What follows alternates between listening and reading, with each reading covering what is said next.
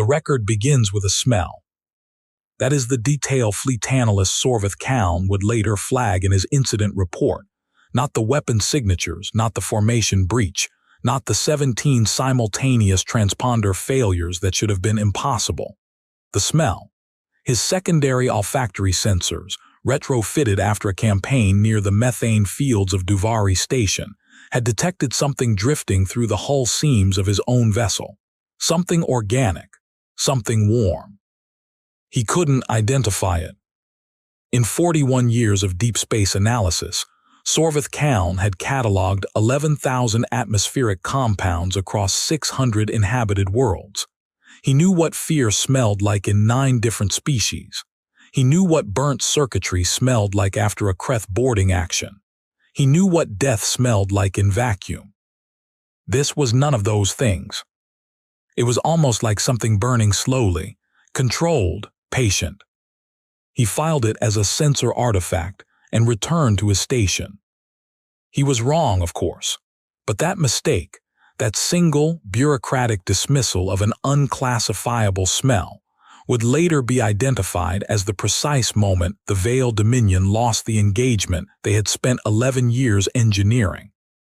Not because the smell was a weapon, because of what it meant that humans had already been there long enough to leave one.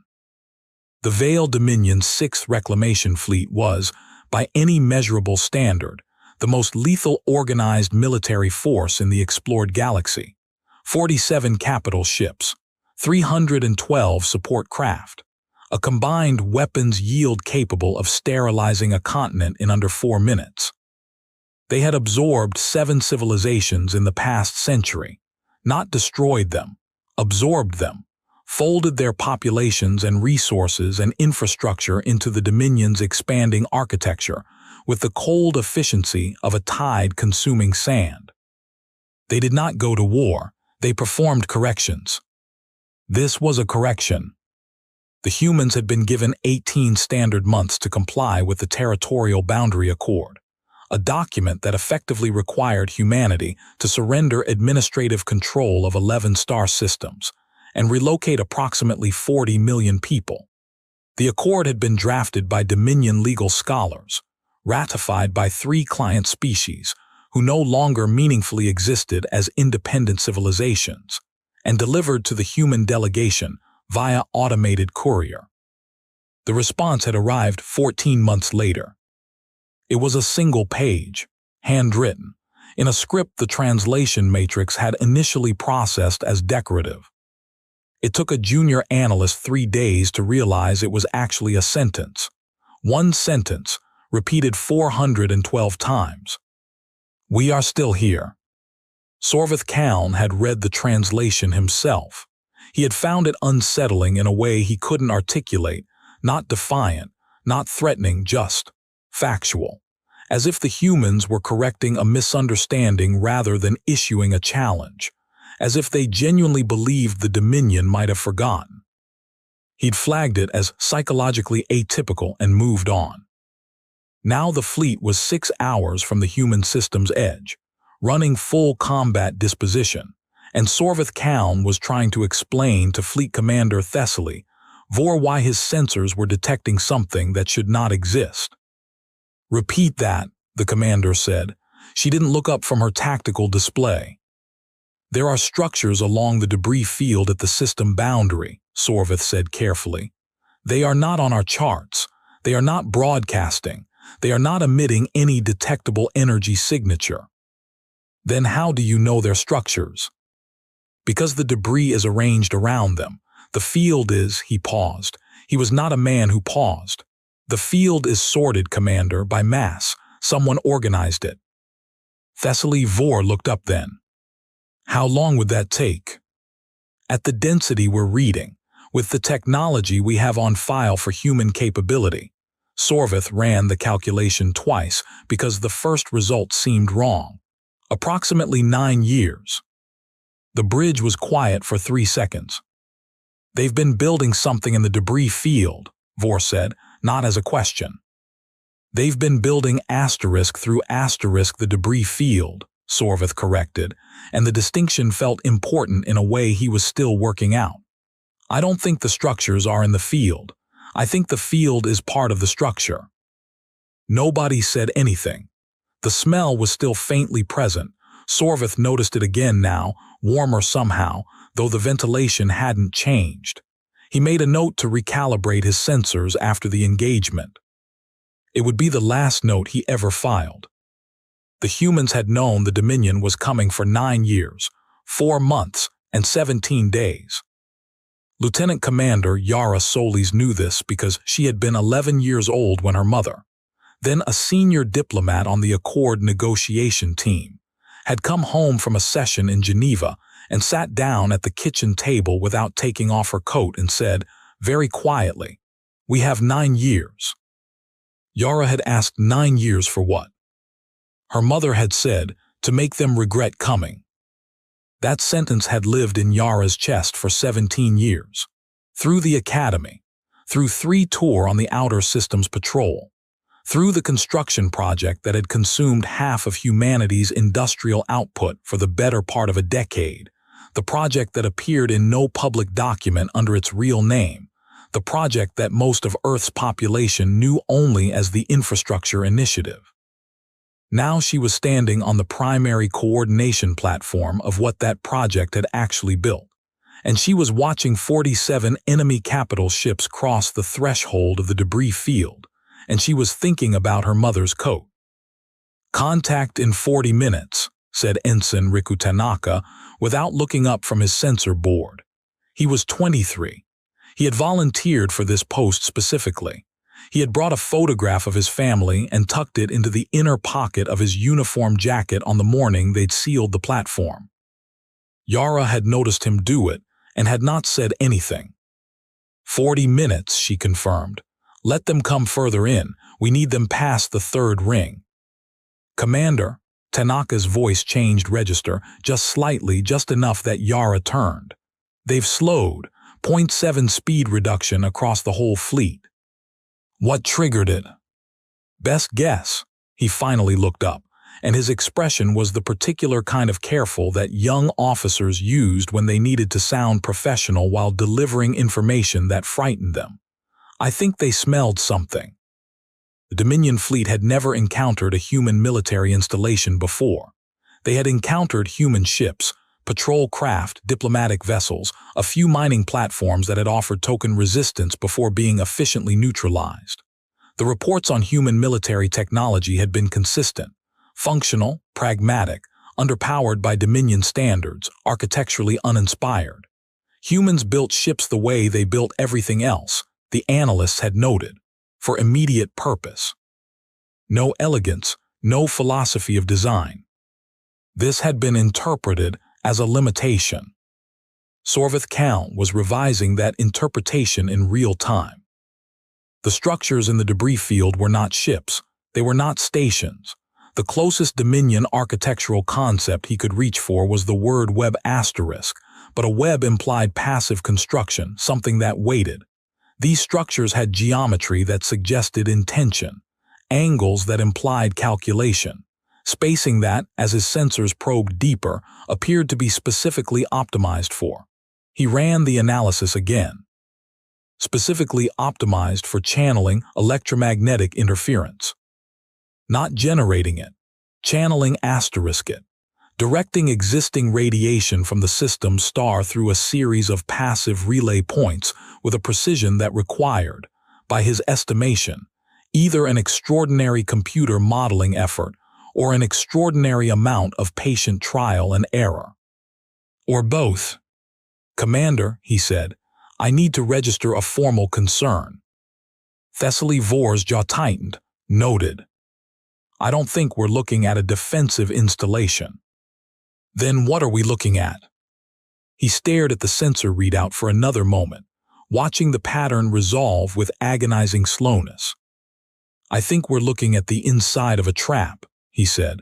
I think we entered it approximately 4 hours ago. The fleet slowed further. The smell was stronger now. Sorvith's sensors gave it a name finally, a compound analysis. Carbon compounds, trace metal oxides, the specific molecular signature of sustained human biological presence. Not one person, not a crew. Hundreds, maybe thousands. They were asterisk inside the field asterisk, not in ships, not in pressurized stations, in the field asterisk, living in it, working in it. For years. Full stop, Vor said. Her voice was steady. I want a full spectrum scan of. The lights went out. Not the emergency lights, not the primary displays. Every light on the bridge went out simultaneously, replaced half a second later by red emergency illumination. But in that half second, in that specific slice of darkness, every sensor array on the 6th Reclamation Fleet registered the same thing. 412 signals activating, simultaneously. One for every repetition of the human response. We are still here. The first thing that happened was not an explosion. Yara had been very specific about that in the operational plan, and she'd had to argue for it in 3 separate review sessions with people who had wanted to open with maximum force. She'd been patient with them. She'd explained her reasoning 3 times. On the 3rd time, she put a single photograph on the table, a photograph of the Dominion's absorption of the Keth civilization, documented in their own records, a 47-second engagement that had ended 400 years of Keth history. They know how to fight that, she'd said. They've been doing it for centuries. If we open with what they expect, they'll respond with what they know, and what they know ends us in 6 minutes. She'd let the photograph sit there. The first thing that happens, she'd continued, is that they stop understanding what's happening. That takes longer to overcome than firepower. So the first thing that happened was that every sensor array on every Dominion vessel in the debris field received 412 simultaneous signal activations, and then received nothing else. No weapons discharge, no targeting locks, no communication, just 412 lights switching on inside the web and then waiting. The Dominion fleet held position for 11 minutes. 11 minutes was not a long time. It was, however, long enough for Yara to confirm 3 things. The passive relay network was functioning, the channeling geometry was holding under active sensor pressure, and the Dominion fleet had moved, in those 11 minutes, deeper into the field by approximately 14 kilometers, while executing what their own tactical protocols would have classified as a holding pattern. They were drifting. Their computers were telling them they were stationary. Riku, Yara said quietly. Already tracking it, he said. They're at the midpoint of Ring 4, another 6 kilometers and. I know. Should I? Not yet. He nodded. His hand rested near his console but didn't touch it.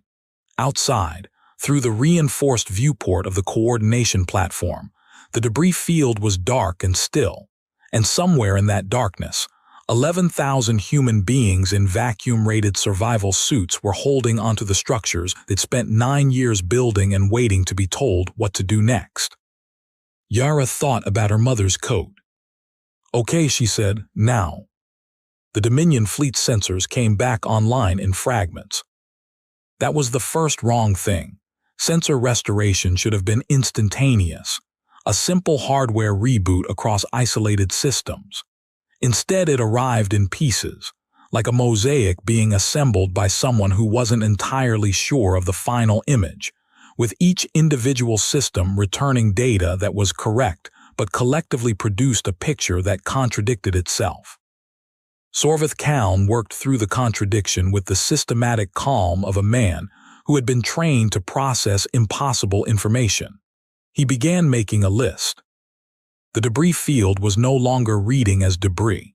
It was reading as approximately 400 distinct installations, varying in size from a small shuttle to a mid-range frigate, networked through passive relay connections that his sensors had not detected on approach because he understood this now with a cold precision that felt almost like admiration.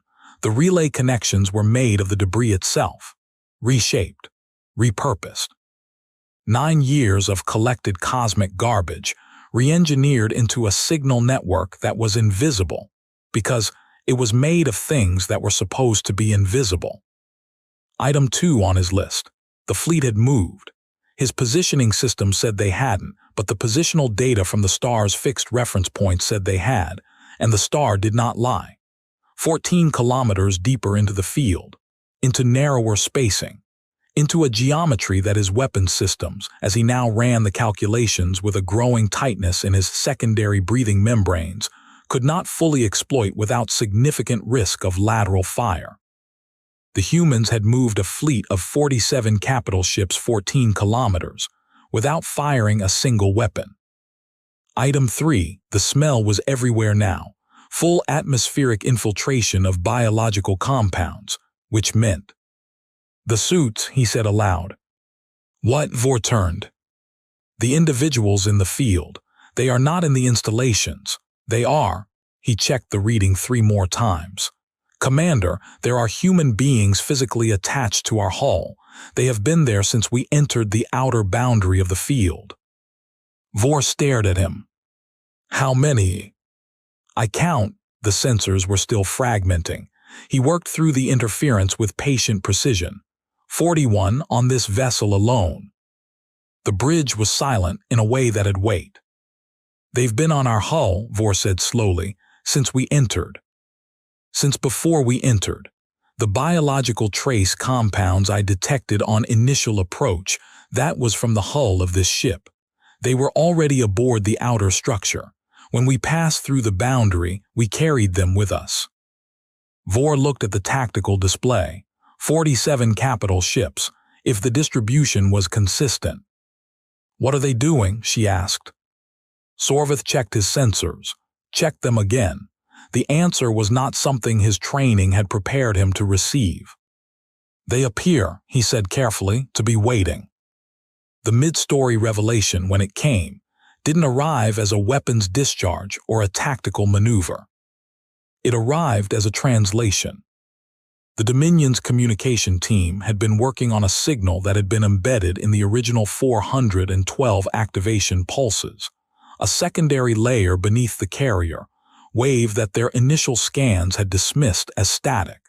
It had taken their best analyst 40 minutes to isolate it, and another 20 minutes to confirm that the static wasn't static at all. It was a recording made by a human 23 years ago. Sorvith listened to it with his translation matrix running, and the voice that came through was a woman's, calm, precise, slightly tired in the way of someone who had been working very hard for a very long time.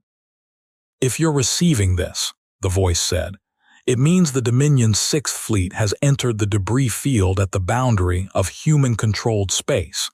It means the approach profile matched the one we predicted.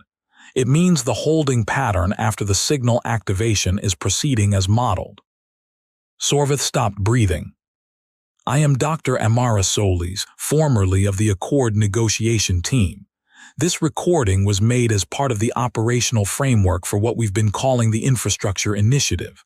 I'm making it now because by the time it's heard, I'll be. A pause. A short, specific silence. Unavailable. He stared at the recording data.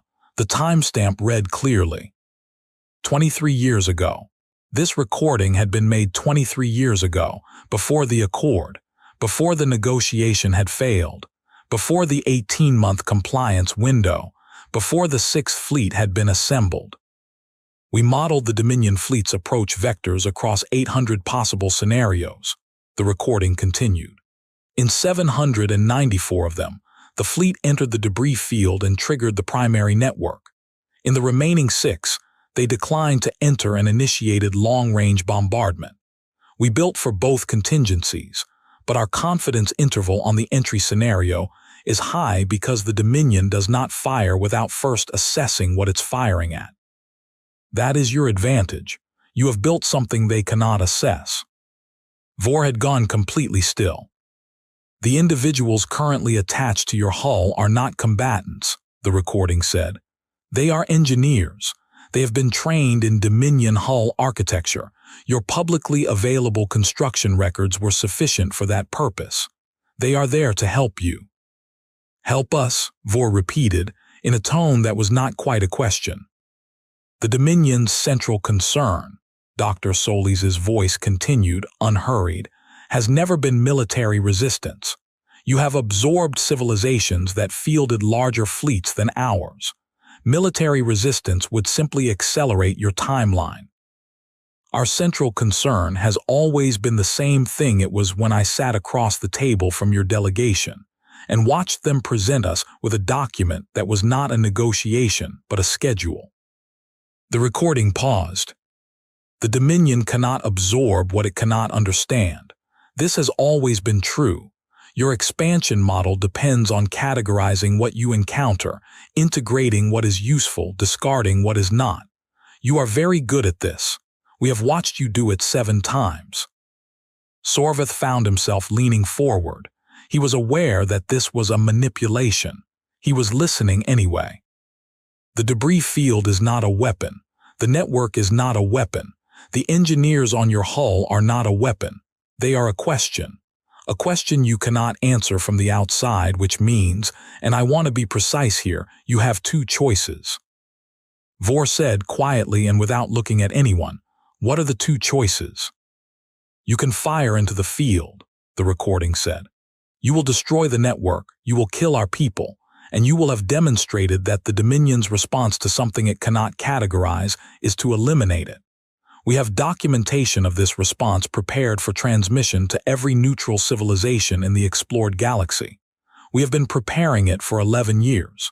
It transmits automatically if the network goes offline before a cease communication signal is sent." The second pause was longer. "Or you can talk to my daughter." Yara had heard the recording 4 times, once when she was 19 and had found it in her mother's files. Once at the academy, when she'd finally understood what it meant. Once the night before they sealed the coordination platform, alone, with the lights off. And now, through the speakers of a Dominion capital ship, broadcast fleet-wide by the communication team that had isolated the secondary signal. She had not expected that last part. Her mother had been thorough. "They're hailing us," Riku said, and his voice had something new in it. A quality that Yara recognized as the specific register humans used when they were trying to process something their nervous system hadn't caught up to yet. "I know," she said.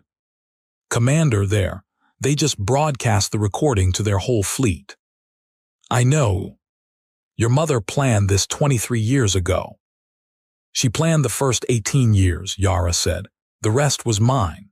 She looked at the hailing indicator on her panel. The Dominion fleet was still stationary, still inside the field, still with 41 human engineers attached to the hull of the flagship and comparable numbers across every other capital ship, all of them sitting in vacuum suits in the dark, holding onto enemy architecture with their hands, waiting. "Open the channel." The channel opened. "This is Fleet Commander Thessaly Vor of the Vale Dominion 6th Reclamation Fleet." The voice was controlled, military. There was something beneath the control, though, that Sorvith, listening from his station, absolutely still, recognized as the sound of a very intelligent mind working very quickly. "I am speaking to the individual identified in the transmission." "Lieutenant Commander Yara Solis," Yara said. "Yes. Your network has interfered with our navigational systems." "Yes. The individuals on our hull are there to help you navigate out of the field safely," Yara said, "if that's what you choose." A pause. Sorvith could hear Vor breathing. He had served under Vor for 6 years and had never heard her breathing through a communication channel before. "What do you want?" Vor asked. Yara was quiet for 3 seconds. Sorvith counted. "We want you to go home," she said, "and tell them what you found here. Tell them exactly what you found here, the field, the network, the preparation timeline, all of it. We want the Dominion to understand what it would cost to correct us." "And if we choose the alternative," Vor said, "if we fire."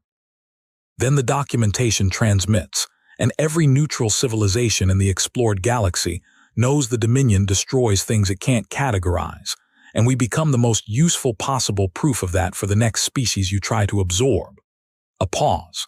"My mother understood the Dominion's expansion model very well. The model only works if the species you're absorbing don't have time to coordinate with each other. The documentation changes that. You've been very careful about that window, Commander. She was counting on you to keep being careful. The channel stayed open. Nobody spoke for 22 seconds. The individuals on our hull, Vor said finally. They've been in vacuum for how long? The longest, about 7 hours, Yara said. They're fine. Humans do better in sustained physical discomfort than most species expect. That, Vor said, and something in her voice shifted. Not quite fear, not quite respect. Something that sat between them like a third thing with no name, is evident. The engineers came off the hulls one by one over the next 4 hours, retrieved by their teams through the field network, guided home by the same relay system that had confused the Dominion sensors for the better part of a day. 41 from the flagship, 38 from the Reclaimant's Hope, varying numbers from every other capital ship, all of them cold and stiff and metabolically stressed, and almost uniformly insisting they were fine. Yara watched the recovery numbers tick up on Riku's board. 43 still out, he said. The cluster around the immovable mandate is taking longer. There's interference from their own sensor reboot in that sector. They'll get there. Commander, he didn't look up. Vessel 12 is powering weapons. The room went still. Every person on the coordination platform stopped moving. Which weapons? Yara asked. Secondary array, point defense configuration. They're scared, she said. Should I? No, don't change anything. Don't move anything. Don't target them. She walked to his station and looked at the readout herself. The weapons were powered but not locked, pointed toward the nearest section of the debris network. They're scared and they're trying to decide if scared is enough reason. Is it? Not for the Dominion. She watched the power reading, stable, not climbing. Their doctrine requires tactical certainty before firing. They don't have it. They know they don't have it. She watched the reading for another 30 seconds. It'll go down. It went down after 41 seconds. Riku exhaled. 2 engineers, he said quietly, were in that section of the network. I know, Yara said. She didn't say anything else. She walked back to her position. She did not explain how she'd known the weapons would go down, and Riku, to his credit, didn't ask. But the answer was the same answer her mother had left in a 23-year-old recording. The Dominion does not fire without first assessing what it's firing at. And they had built something here that could not be fully assessed. Not from the outside. Not from a tactical display. Not without more time than they had and more understanding than they'd prepared for. The Dominion had spent 11 years building a fleet. Humanity had spent 9 years building a question. The last engineer came off the hull of the immovable mandate at hour 5. Oxygen reserves at 11%. Both hands too numb to report fine motor function, insisting to the medic who received her that she was fine. Her name was Ensign Dara Osai. She was 22 years old. She had spent 7 hours in a vacuum suit, attached to an enemy capital ship with magnetic clamps and sheer stubbornness. And when Yara came to see her in the medical section of the coordination platform, she was wrapped in thermal foil and holding a cup of something hot, and looking at the ceiling with an expression that Yara recognized. It was the expression of someone who had done something they'd never be able to fully explain. How are your hands? Yara asked. Fine, Dara said. Ensign. Commander, I swear there. She looked down at her hands. The thermal foil crinkled. Okay, they hurt. I know. Yara sat down across from her. You did well. Dara was quiet for a moment. Outside, through 2 layers of hull and the debris field in the dark of space, the 6th Reclamation Fleet was holding position. Had been holding position for 6 hours now. The communications channel was open, but neither side was using it. The fleet was simply there, and the network was simply there, and somewhere in the volumes of tactical and strategic and historical data being processed on 47 Dominion capital ships, the Dominion was making a decision. Do you think they'll go? Dara asked. Yara looked at the ceiling. My mother thought yes, she said, but she also thought we'd never make it 9 years of construction without someone noticing. She was wrong about that too. She paused. She was wrong about a lot of things, but she was right about the important one. Which was? Yara was quiet for a moment. She thought about the recording. She thought about the kitchen table and the coat that never got taken off, and the specific silence of a woman who had spent a day watching her species' future be handed to it as a document. That we'd still be here, she said. The Dominion fleet began its withdrawal 44 minutes later. Not a retreat. The Dominion's own records would later classify it as a tactical repositioning pending strategic reassessment, which was technically accurate, and told the truth of the thing the way a photograph of an ocean tells the truth of a storm. They moved carefully, guided by the withdrawal vectors that the coordination platform transmitted, following the path that the human engineers had mapped through the field during the 7 hours they'd spent attached to enemy hulls. Sorvith Kaln monitored their exit from his station with the exhausted precision of a man who had been processing impossible things for too long, and was simply continuing, because stopping was not an option his training provided. He made one final note in his sensor log. On exit transit, Field Network registered continuous human biological signatures throughout withdrawal corridor. Human personnel maintained physical positions within the field structure for the full duration of fleet withdrawal, approximately 4.3 hours. No personnel recovered until lead vessels confirmed clear of outer boundary. Personnel then withdrew via internal relay network.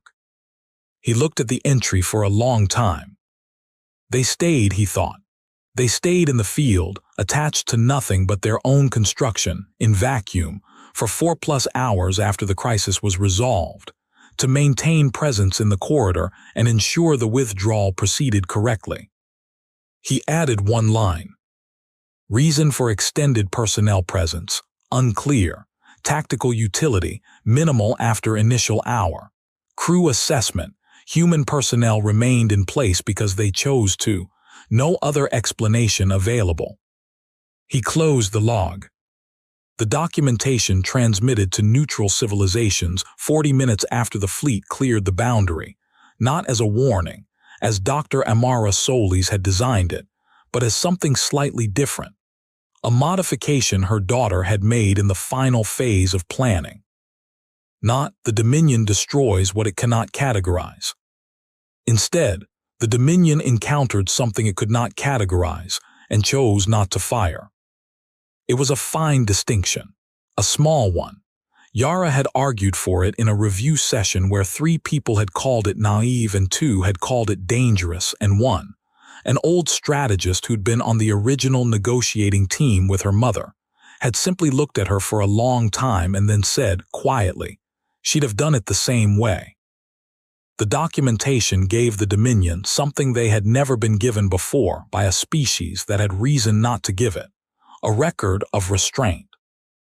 It also gave every other species in the explored galaxy a detailed account of the debris field, the relay network, the 9 years of construction, the 41 engineers per capital ship, the 7 hours in vacuum, the 23-year-old recording, and the specific moment a Dominion fleet commander had powered down her weapons, while 2 human engineers were within blast radius because she was not tactically certain.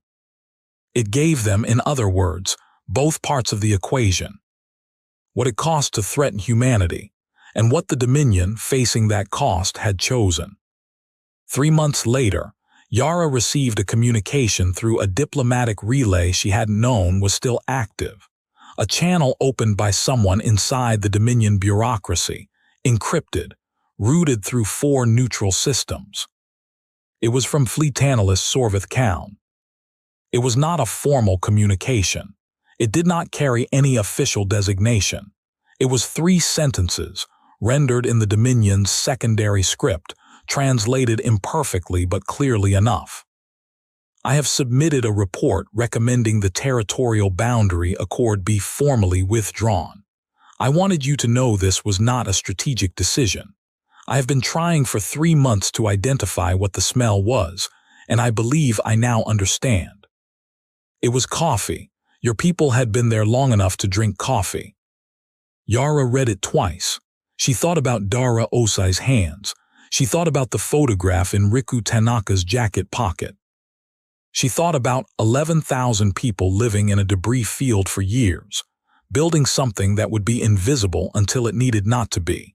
Because someone had sat at a kitchen table in a coat they'd never taken off, and decided that survival was something you could design if you started early enough and were patient enough, and were willing to ask your children to carry what you couldn't finish. She wrote back 4 words. We are still here. The Accord was formally withdrawn 11 months later.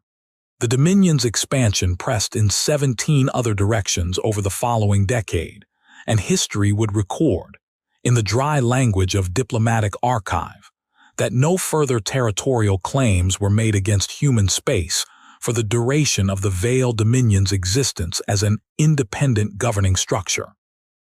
History would not record, because it did not know, that Sorvith Kaln retired from the Dominion Analytical Corps 2 years after the engagement, and spent the remaining portion of his life writing what his colleagues described as an obsessive and unpublishable monograph about the philosophy of human architectural decision-making. He never finished it. He kept finding new questions. History would not record, because she never told anyone, that on the morning the Accord withdrawal was confirmed, Yara Solis went to the room in the coordination platform where her mother's recording had been stored and played it one final time alone. That she sat with it for a long time after it ended. That when she finally stood up, she left the room without saying anything. Not to the recording, not to the memory, not to the specific silence that had lived in her chest for 17 years. She had already said everything that needed saying. 412 times. History would record, because the Dominion's own archives eventually became accessible. A single annotation in Fleet Commander Thessaly Vor's tactical log, entered in the 6 hours she held position in the debris field while making her decision. One line, in the Dominion's sparse and functional military notation, that no analyst on either side had flagged as significant, until a graduate student in xenohistorical studies pulled it 3 decades later, and stared at it for a long time before publishing a paper that changed the field. The annotation read, "They are not waiting for reinforcement. They are not waiting for a better tactical position. They are not waiting for anything. They are simply continuing. I do not have a framework for this. I am not certain one exists." The graduate student's paper was titled The Dominion's Encounter with Non-Optimizing Persistence, and it argued, in 200 dense pages, that the defining characteristic of humanity was not physical endurance or technological creativity or emotional complexity. It was the specific inability to recognize a point at which stopping would be rational. Every other civilization in the explored galaxy, the paper concluded, had a threshold, a calculation, conscious or instinctive, where the cost of continuing exceeded the value of the goal and the civilization stopped, changed course, preserved what it could and abandoned what it couldn't. Humans ran the calculation differently, or perhaps didn't run it at all. Perhaps, the paper suggested in its final paragraph, that was not a flaw in human cognition. Perhaps it was the only thing that had ever needed to be true about them. The smell of coffee drifting through an enemy flagship's hull seams. 11,000 people in vacuum suits, holding onto a debris field with their hands for years in the dark, waiting for a fleet that might not come, building something that might not work, because someone who wouldn't live to see the outcome had looked at the end of her species' future and decided to design the next morning instead. Still here.